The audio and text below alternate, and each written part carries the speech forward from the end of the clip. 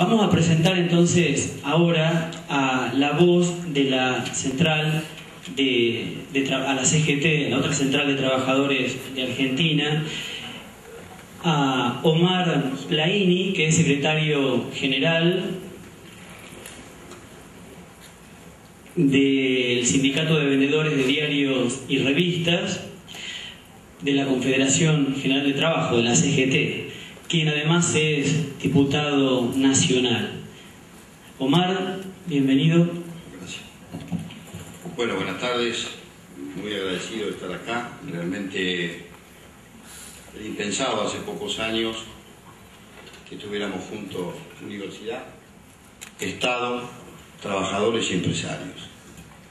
Realmente uno, para hablar de la evolución del empleo y la situación del empleo en Argentina, en realidad debemos pararnos lo que significó el quiebre del modelo industrial argentino.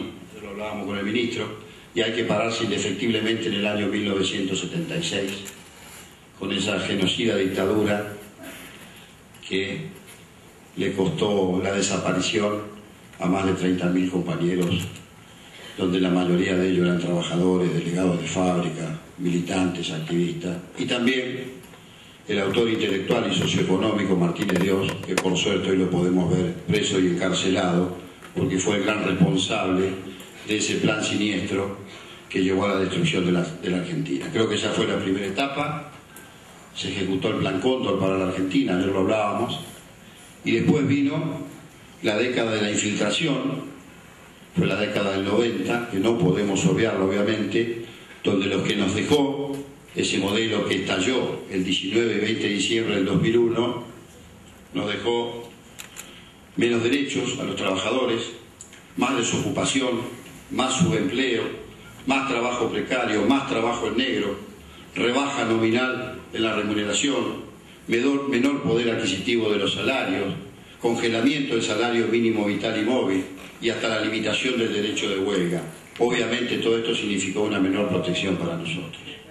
Entonces, tenemos que recrear permanentemente la memoria y lo que significó para nuestra Argentina ese modelo nefasto que se comenzó a revertir el 25 de mayo del 2003, con políticas claramente activas y con ingreso hacia la producción. Hubo una primera etapa, a partir del 25 de mayo del 2003, que fueron los planes sociales. Fueron los que sostuvieron a millones de argentinos a esa tasa de desocupación que se heredó, que era más del 20%. Recuerdan muchos de ustedes que el entonces presidente Néstor Kirchner llegó a la presidencia con menos votos porque había más desocupados que votos él tenía. En realidad, incluso recuerden ustedes que hubo un medio de la concentración mediática que le auguraba al gobierno, decía un gobierno de transición por un año. Hasta eso se permitían en aquel momento. Y hubo que revertir toda esa situación en un país que vivía lo que hoy vive Europa. Como recién decía mi compañero y amigo Pedro Guaseijo, era impensado pensar que en la DGB iban a discutir el salario mínimo vital y móvil. En realidad hoy estamos viendo, mientras en la Argentina, pese a la fenomenal crisis 2008-2009, el estallido económico y financiero mundial, Argentina está discutiendo. Yo quiero que ustedes reflexionen por un segundo en esto. Las organizaciones sindicales junto con el empresariado estamos discutiendo salarios y condiciones laborales. Y en los países centrales de Europa están peleando las organizaciones sindicales, los trabajadores y sus dirigentes para defender no solamente la expulsión de mano de obra, sino también la rebaja de salario, la rebaja en las jubilaciones, en las pensiones. Ya causó 3 muertes en Grecia esta lucha de los trabajadores. Qué distinta situación estamos viviendo. Y se comenzó todo un proceso de reindustrialización de la Argentina, que es el que nosotros tenemos que observar. Bien lo explicó acá Juan Carlos Lascunay. La Unión Obrera Metalúrgica había descendido a no más de 70.000 obreros sindicalizados. Hoy ha vuelto a estar en alrededor de 250.000 obreros sindicalizados. Este es el más claro ejemplo si uno quiere tomar un punto de análisis, de reflexión seria de cómo la Argentina ha avanzado. Por supuesto que falta, son décadas de destrucción de un país. Pensar que en 7 años se puede resolver esto sería una cosa hasta ilógica. ¿Qué trajo esta nueva situación en la Argentina? Trajo para nosotros, para los sectores laborales, los que cada día, con el músculo, con el intelecto, con la pluma, los trabajadores, generamos la riqueza de nuestra patria, trajo la situación de poder revertir y volver a ingresar grandes cantidades de trabajadores con un trabajo decente, con un salario digno, volver a tener una obra social, volver a tener un centro de recreación, volver a tener 10 o 15 días de descanso, de turismo con su familia. Esto es esencial, recuperar una herramienta que es fundamental para quienes estamos en el campo laboral, que son las paritarias, donde no solamente discutimos salario, discutimos también condiciones laborales. Entonces, me parece que este es un análisis primario que nosotros tenemos que hacer y analizar qué ha sucedido estos años. Se ha aumentado un 650% el salario mínimo. 500% fue el aumento del mínimo jubilatorio. 900.000 pensiones contributivas se ha dado. Ingresaron 2.200.000 jubilados que antes no tenían esa posibilidad. Lo dijo el ministro, 4 millones nuevos de puestos de trabajo.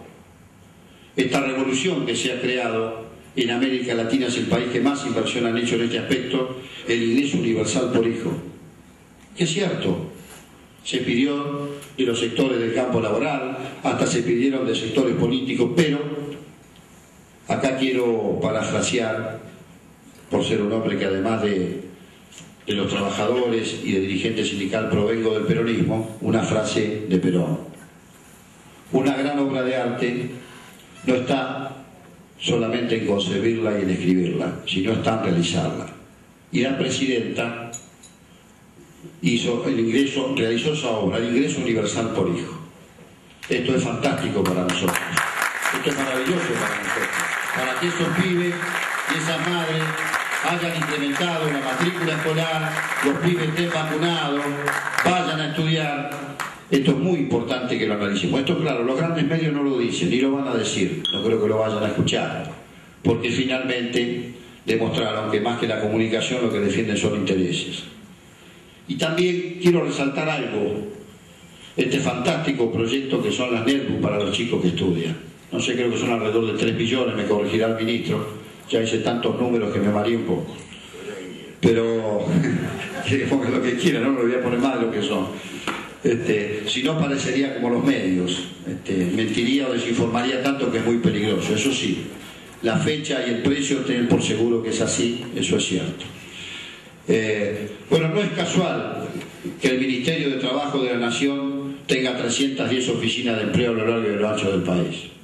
Esto es producto de un modelo de claramente sesgo industrialista. Esto es lo que nosotros tenemos que recuperar. Y es cierto, los trabajadores supimos lo que era el pleno empleo y nosotros queremos volver al pleno empleo. Es nuestro sueño. Es el sueño que tiene el ministro, ayer lo estábamos charlando, todos soñamos con eso. Si bien hay una nueva división del mundo del trabajo, yo veo que en este encuentro se habló del teletrabajo, se habló del trabajo y la discapacidad, de la formación profesional, del género. Esto no era posible, compañeros y compañeras, hace apenas 7 años discutirlo. No estoy hablando de un cuarto de siglo, de medio siglo, de un siglo. Hace apenas 7 años no podíamos discutir estas cosas. Lo ha demostrado con los gráficos aquí el señor Juan Carlos Lascurián, en una actividad que es demostrativa de esto. Finalmente quisiera decirles que no estamos ajenos a los demás sectores, todo lo contrario. Nosotros buscamos consenso, la CGT trabaja con la UIA, hay encuentros permanentes de la comisión de nuestros compañeros con la UIA, para encontrar esos acuerdos. Seguramente, cuando estamos discutiendo intereses, cada uno defiende lo que representa, pero nosotros queremos soñar con un país más justo.